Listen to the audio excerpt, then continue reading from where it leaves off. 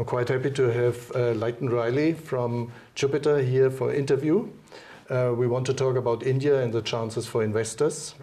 The Indian stock market outperformed the major stock markets in the last decades. So did the investors miss the chance to invest in India? I mean, that is a question that we get asked almost daily. Have investors missed the boat for investing in India? So it's no secret that Indian equities have performed very strongly over the past 2 decades, outperforming even the S&P 500, which is just remarkable when you think about it. We've had the global financial crisis in there. We've had the growth of the tech sector in the US.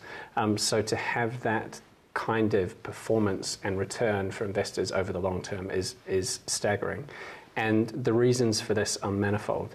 We're now talking about the 5th largest economy in the world. It has the 4th largest market cap by value. And we think this offers a really exciting opportunity for investors looking forward. And why is that? Because India is on the cusp of something quite incredible. We've seen 2 terms of the previous Modi government and the reforms that they've enacted and what that's done to the performance of the economy over the past 10 years. And now we're facing another 5, potentially even longer than that. Another 5 years, potentially even longer than that, of continued performance and reforms which we think set India up really nicely for future performance. So, I'm an investor, so we never say that we can predict the future, but we do think now looks particularly exciting for Indian equities.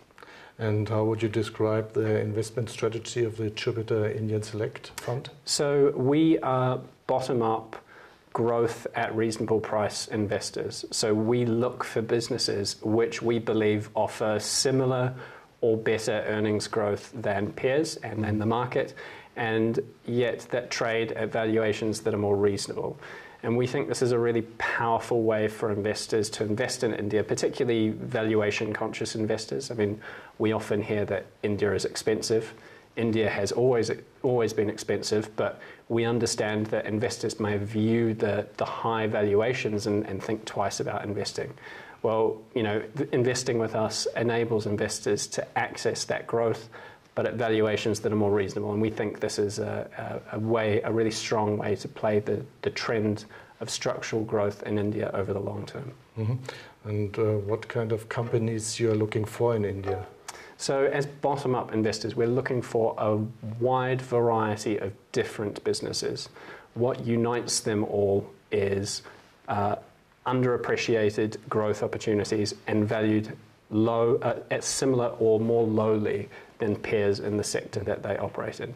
So we're trying to build a portfolio of 60 to 80 names of businesses in all sorts of industries, from industrials, we own cement manufacturers, to airlines, to banks, to insurers, right across the spectrum. We're looking for these opportunities from a bottom-up perspective, trying to ensure that investors with us are exposed to as many different growth drivers in the market as possible.